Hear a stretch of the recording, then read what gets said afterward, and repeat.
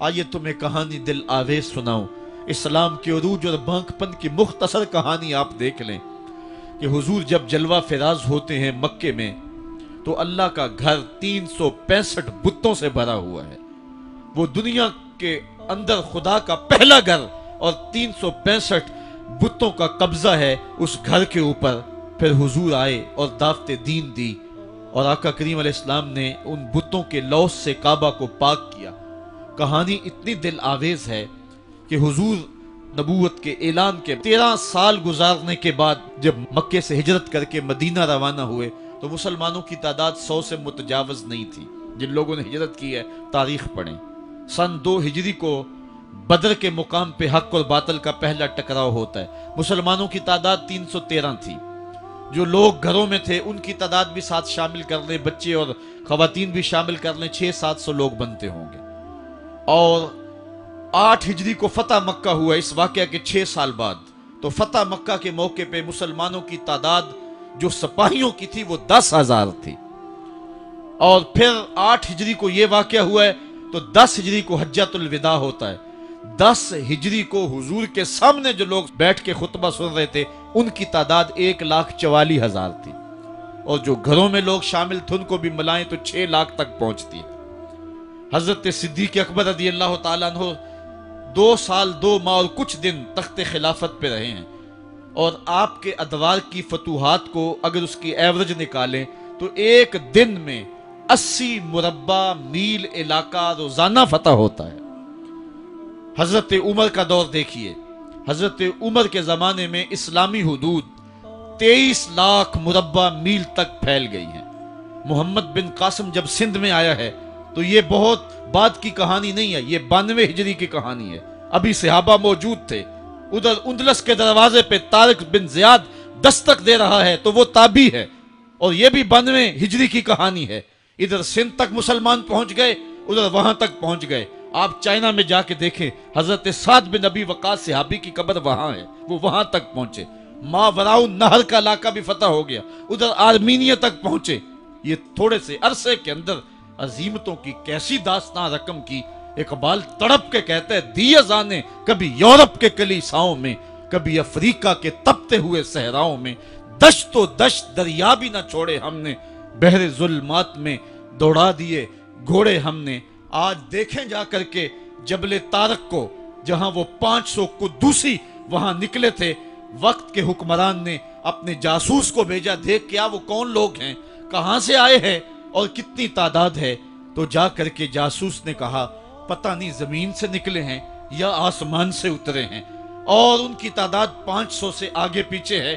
اور پھر ان 500 لوگوں نے یورپ کے دروازے میں داخل ہو کر کے حق اور باطل کے اس مارکے کے اندر وہ عظیمت کی داستانیں رقم کی کہ اقبال خراج پیش کرتے ہوئے کہتا ہے یہ غازی یہ تیرے پراسرار بندے جنہیں تو نے بخشا ہے ذوق خدائی، دو نیم ان کی ٹھوکر سے صحرا و دریا، سمٹ کر پہاڑ ان کی ہیبت سے رائی، دو عالم سے کرتی ہے بیگانہ دل کو، عجب چیز ہے لذت آشنائی، شہادت ہے مطلوب و مقصود مومن، نہ مال غنیمت نہ کشور کشائی۔ وہ کہانی کتنی دل آویز ہے۔ اے سرزمین اندلس ہے یاد تجھ کو، تھا تیری ڈالیوں پہ کبھی آشیاں ہمارا، چین و عرب ہمارا، ہندوستان ہمارا، مسلم ہے ہم، وطن ہے سارا جہاں ہمارا۔ پوری دنیا پر اسلام کے پھریرے لہرا رہے ہیں اور اسلام کے جھنڈے لہرا رہے ہیں۔ حضرت عمر رضی اللہ تعالی عنہ کا زمانہ ہے جب یروشلم فتح ہوا۔ حضرت ابو عبیدہ بن جراح رضی اللہ تعالی عنہ حضرت عمر کو دعوت دیتے ہیں کہ آپ مدینے سے چلیں اور یروشلم میں پہنچیں۔ حضرت عمر مدینے سے چلتے ہیں، کتنا بڑا قافلہ لے کر کے، کتنا پروٹوکول ہے۔ حضرت عمر اکیلے اور ساتھ ایک غلام اور اونٹ بھی ایک، باری باری سوار ہوتے ہیں، کبھی غلام سوار ہوتا ہے کبھی عمر سوار ہوتے ہیں۔ حکمران تو وہ تھے لوگوں کی دہلیز پہ امن دینے والے، لوگوں کی چوکھٹ پہ جو ہیں وہ نور بانٹنے والے۔ آج کے حکمرانوں نے تمہیں رمضان المبارک کے اندر لوڈ شیڈنگ کا پیکج دیا ہے، اور آج بچے بھی تڑپ رہے ہیں اور جوان بھی سسک رہے ہیں، اور ماہ سیام میں جن اذیتوں میں قوم کو مبتلا کر دیا ہے وہ کسی سے مخفی نہیں ہے۔ आओ तुम्हें मैं हजरत उमर की कहानी सुनाऊं। हजरत उमर दिन को तख्ते हुकूमत पे बैठते थे और उनका तख्त को सोने जबरजद का नहीं था, मस्जिद नबवी की चटाई थी और सारा दिन वहां बैठ के लोगों की बातें सुनते। और जब रात के अंधेरे गहरे होते उमर भेष बदल के मदीने की गलियों का गश्त करते। कहा तुम्हारे घर से धुआं निकल रहा है और बच्चे रो रहे हैं, उनको खाना क्यों नहीं देती? कहने लगी उमर की जान को रो रही हूं। उमर के पांव तले से जमीन निकल गई। कहा क्या हुआ? कहा 3 दिन से हमारे यहां खाने के लिए कुछ नहीं है, रोजाना बच्चे रोते हैं और मैं हंडिया के अंदर पत्थर डाल करके नीचे से आग डालती रहती हूं कि बच्चे इंतजार कर करके सो जाएंगे, कम वक्त सो भी नहीं रहे और वो पत्थर पकेंगे भी क्या, और मैं उमर की जान को रो रही हूं। हजरत उमर का कलेजा दहलने लगा। फौरन पलटे वापस बैतुल माल में आए, घी का एक कनस्तर लिया, आटे की बोरी ली, मिर्च मसाला जात बहुत कुछ उठाया, अपने कंधे पे रखा, बोरी अपनी कमर पे लादी।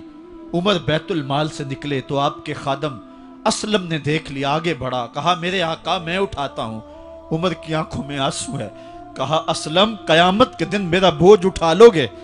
कहा कयामत के दिन तो अपना अपना बोझ उठाना पड़ेगा। कहा उमर को आज अपना ही उठाने दो।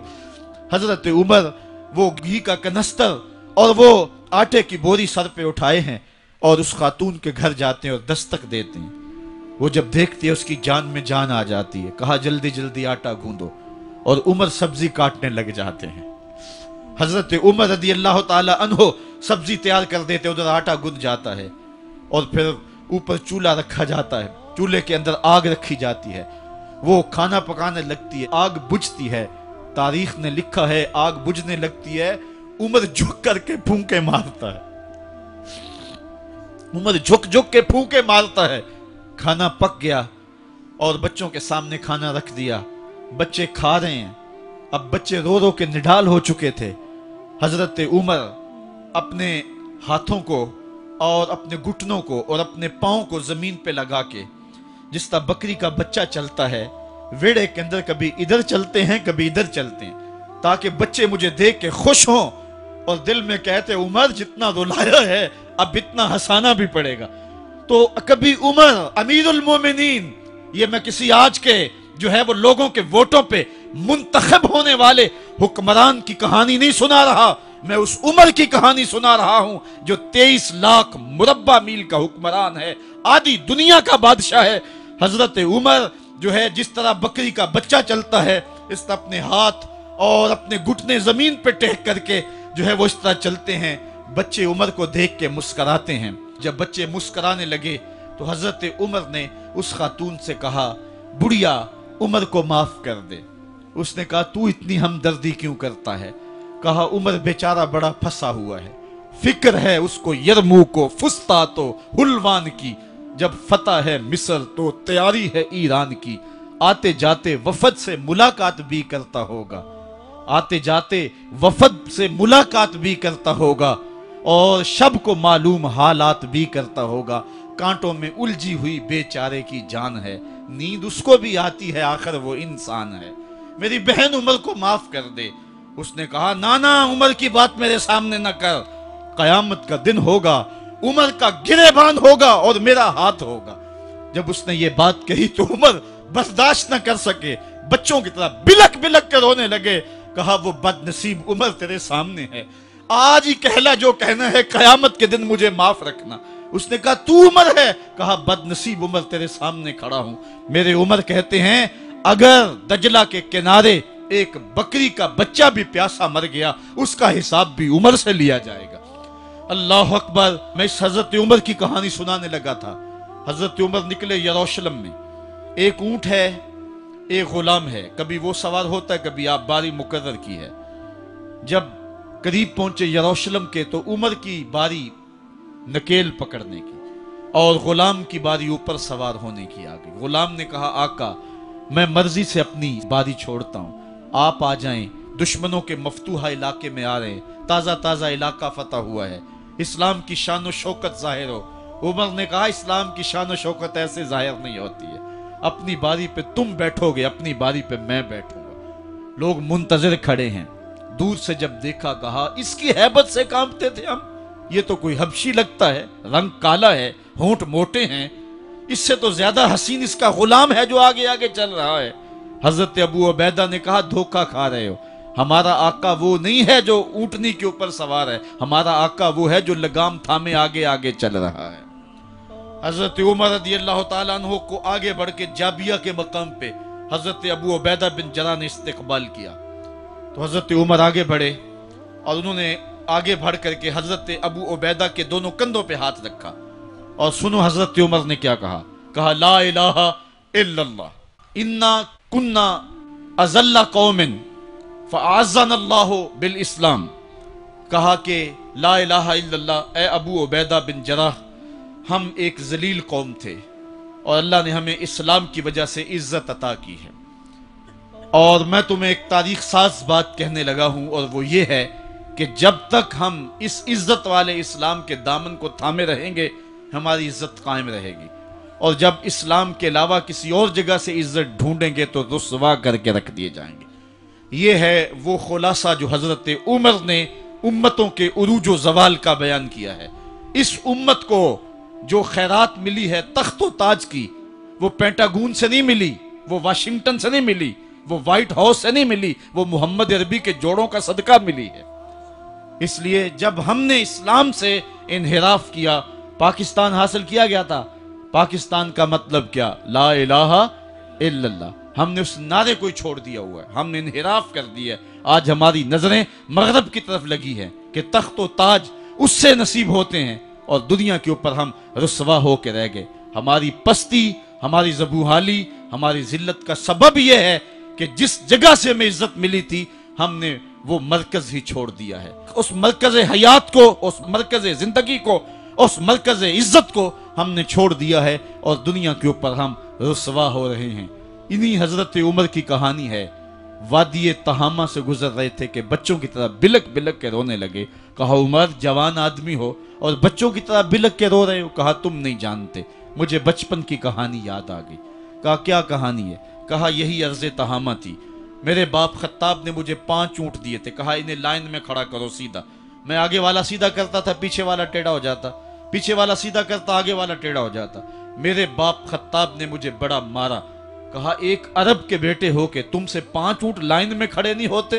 کہا ایک زمانہ عمر پہ وہ تھا کہ اس سے 5 اونٹ لائن میں کھڑے نہیں ہوتے تھے، اور آج شرق سے لے کر غرب تک 23 لاکھ مربع میل کی حکمرانی اور انسان بھی لائن میں کھڑے ہیں۔ یہ محمد عربی کے جوڑوں کا صدقہ نہیں ہے تو اور کیا ہے؟ عمر سے تو 5 اونٹ لائن میں کھڑے نہیں ہوتے تھے۔ تو یہ عزتیں، یہ تخت و تاج، یہ حکومتیں ہمیں حضور کی دہلیز سے ملی ہیں۔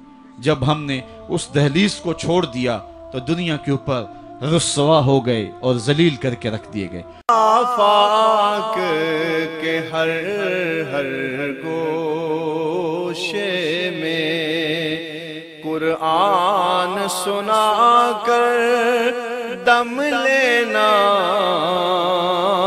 اب رکنا نہیں، اب تھمنا نہیں، فردوس میں جا کر دم لینا، آفاق کے ہر ہر گوشے میں قرآن سنا کر دم لینا، اب رکنا نہیں، اب تھمنا